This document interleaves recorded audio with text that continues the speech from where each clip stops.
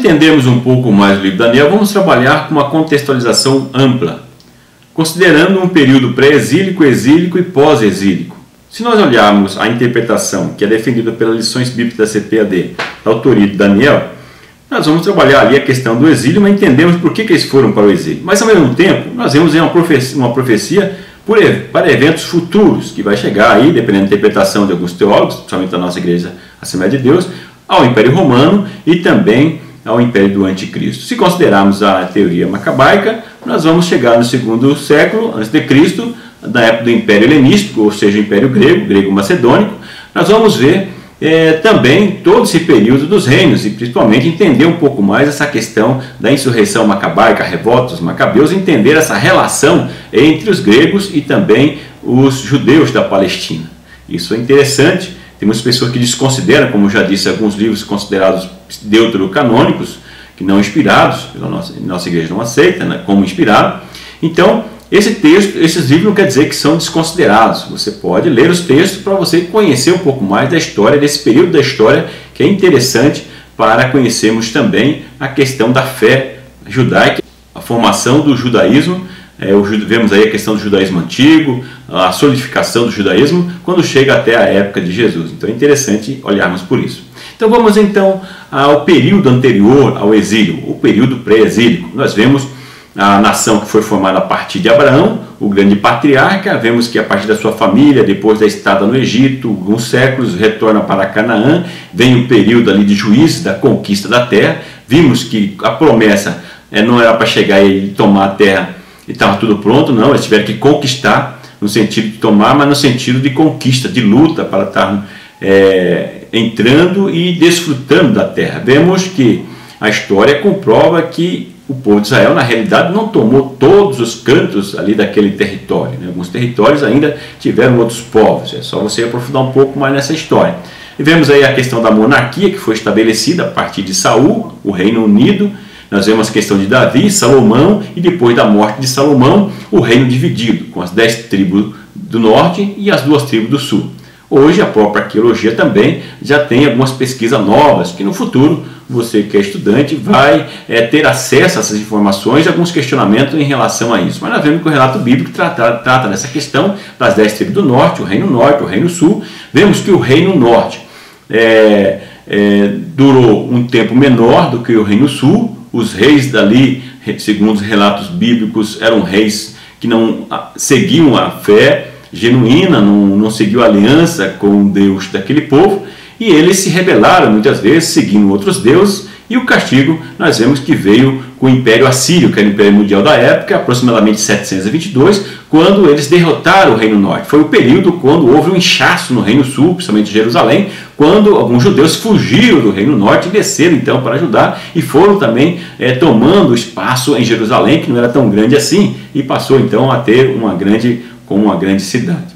É um período aí que nós vemos no época do rei Ezequias, vai se formando. Depois, na época do rei Josias, nós vemos aí o rei Josias vendo a oportunidade de conquistar o Reino Norte também, vindo a morrer posteriormente numa guerra contra os egípcios, mas certo que o Reino Sul permaneceu por um longo período, e chegando até 605, e alguns dizem até 597. Né? Geralmente os nossos autores, Deus afirma lá em 605, mas alguns questionam que aí a questão da guerra entre os babilônicos e Neco, que era o faraó egípcio, que eles nesse período estavam ainda brigando, mas certo que de 605 a 597, com certeza, nós vemos que o Império Babilônico, que havia destruído então o Império Assírio e submetido também os egípcios, eles tomam então o reino de Judá. Nós vemos que o livro de Jeremias e o próprio livro de Daniel, o próprio Deus entregou na mão de Nabucodonosor esse povo, devido à sua rebeldia, queriam fazer o que bem entendiam. Mais detalhes sobre isso e sobre a questão do próprio Daniel, você deve ter visto aí o vídeo que coloquei como introdução a esse trimestre, dentro da interpretação bem assembleiana, que é o culto que eu preguei ali na igreja para os jovens em São José dos Pinhais. Se você não viu, entre no meu blog e veja ali o vídeo como introdução ao trimestre. Tem lá uma pregação que eu trato de toda essa questão, chegando aí até a questão do capítulo 4 da doença de Nabucodonosor. Porque nesse período do exílio, o que foi então? Aí o texto bíblico tendo o relato como uma punição, um juízo sobre o povo de Israel devido ao seu comportamento. E vão para o exílio, que ficam ali aproximadamente 70 anos.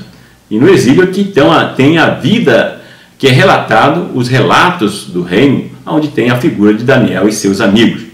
Nós vamos ver ao longo do tempo que os babilônicos tinham o costume de tirar a identidade ou de tirar aquela aproximação das pessoas com a sua nação, com a sua religião, através da troca de nomes, que mais à frente vão aprofundar sobre isso. Depois nós vemos que, depois do Império Babilônico, eles foram derrotados. Vemos lá em capítulo 5 de Daniel, sobre a derrota quando Belsazar era o rei, filho de Nabonides, e que ele é derrotado pelo Medo e Persa. Muitos historiadores dizem que muitos judeus abriram os portões da Babilônia e os Medo e Persas acabam tomando então a Babilônia, considerada indestruível, e vem entrar então o Império inteiro, Império Persa. E nós vemos então aí o início do Império Persa. Os persas, que inicialmente os judeus receberam como um grande libertador. Nós vemos um próprio texto, Isaías, muito texto bíblico, dizendo que ele é ungido de Deus, o protetor, que ele veio para proteger o povo. Então nós vemos aí que ele vem libertar o povo, eles retornam para Jerusalém. Mas é comprovado através da história que isso era uma prática comum dos persas. Eles libertavam as pessoas que estavam aprisionadas para voltar à sua terra, para adorar os seus deuses, orar em favor deles, porque acreditavam em vários deles, eram politeístas, e também para que pudesse produzir e trazer impostos para eles também. Então, os persas trouxeram aí um modelo tributarista muito forte, foram inovadores nesse sentido. Depois foram derrotados pelos gregos, né, com Alexandre o Grande, na realidade macedônico, né? Alexandre era macedônico, seu pai Filipe era da Macedônia, e depois ele acaba incorporando, né, o Império Grego e conquistando aí, derrotando o Império Persa e conquistando um território muito grande. Depois da sua morte, viveu pouco tempo, 10 anos, ele morre ainda com 33 anos, mas depois vem os seus generais que tomam o poder, e esses generais, os 4 generais, dividem o reino que era de Alexandre, que era unificado. E nós vemos aí uma grande guerra que depois nós vamos ver, como eu disse para vocês, no segundo século, quando os Seleucidas, que conquistaram aquela região, que houveram briga entre os generais, principalmente a questão no Egito e a região da Palestina, eles brigavam constantemente e por fim Etíoco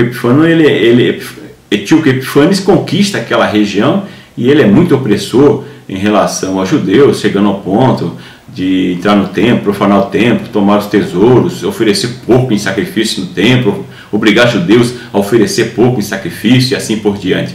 Então houve uma grande opressão sobre os judeus nesse período. Aí por isso que veio a Revolução Macabaica, ou seja, Judas, a família dos Macabeus, os Rasmoneus, eles passam se rebelando e tendo algumas vitórias sobre o império, ou seja, sobre Etíoco Epífanes, sobre o Império Grego naquela região. E depois vem o Império Romano, que domina então o Império Grego e estabelece por um período longo. Então nós vemos aí os impérios mundiais que se levantaram. Isso é importante nós vemos nesta lição.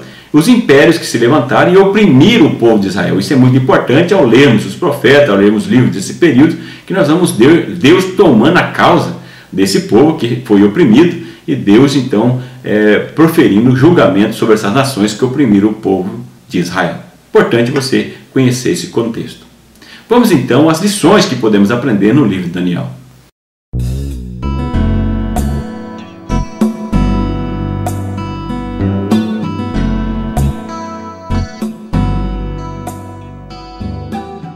No exemplo de Daniel e seus amigos, ou quer que seja dependendo da interpretação para quem eles tipificam, vemos aí a questão da fidelidade, da integridade moral, ou seja, pessoas que independente da circunstância, como a circunstância que estava Daniel e seus amigos, de apuro, de perseguição, de opressão, eles manterem a sua fidelidade ao Deus que eles serviam, como muitos criam naquela época, que quando uma nação brigava com a outra, é porque o Deus da nação que venceu era mais poderoso do que o outro e que o Deus que havia sido derrotado estava acabado, não tinha poder. Então as pessoas criam desta forma.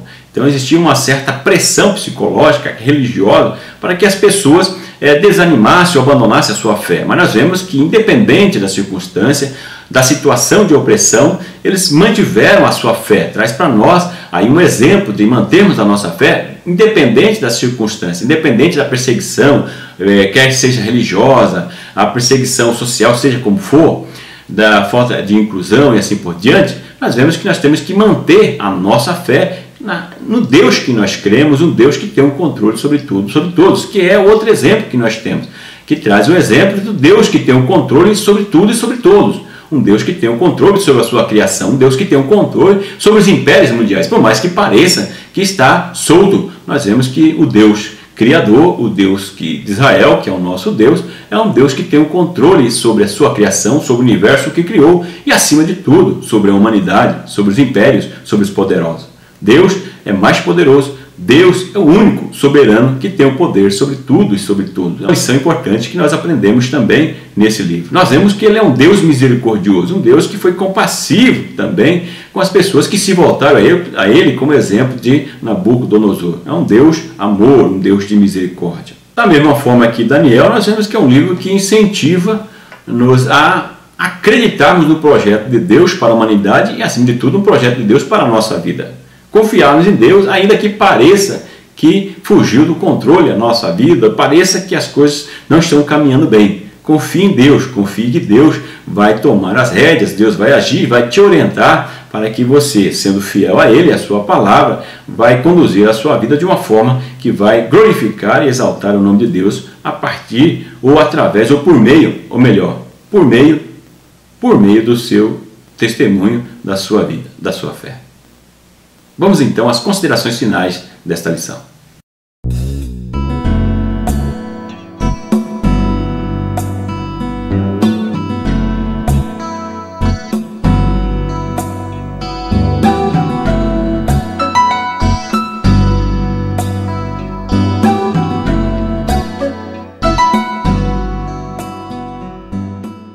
Então nós vimos que o livro de Daniel é um livro que aborda as questões dos governos imperialistas, dos grandes impérios opressores que oprimiam os mais fracos.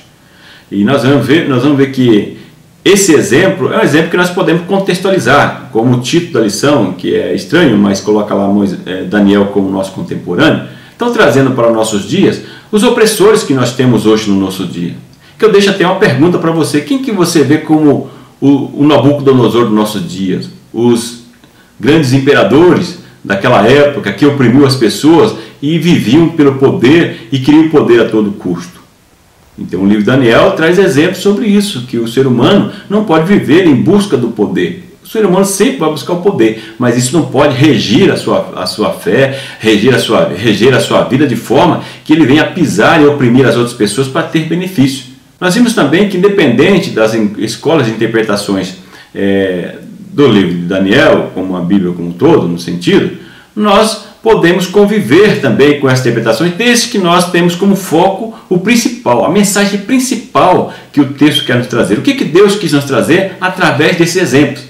Quando as pessoas acabam interpretando de maneira equivocada os livros, as pessoas levam ao fanatismo, levam a algumas interpretações equivocadas do livro de Daniel, e que leva as pessoas a uma opressão, a um medo, a uma fantasia demais também de texto, e deixa de lado, ou não percebe a verdadeira mensagem que o texto quer trazer.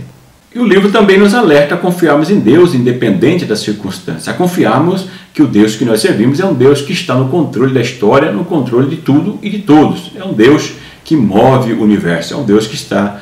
é um Deus soberano e um Deus que controla e, acima de tudo, é um Deus de amor e de misericórdia que nos acompanha a cada dia, a cada passo da nossa vida.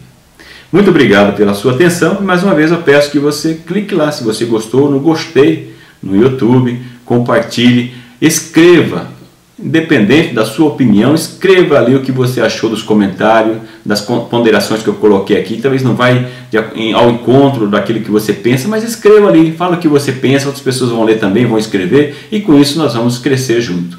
Que Deus, na sua multiforme graça e misericórdia, vos faça compreender o que nós aprendemos aqui nesta oportunidade.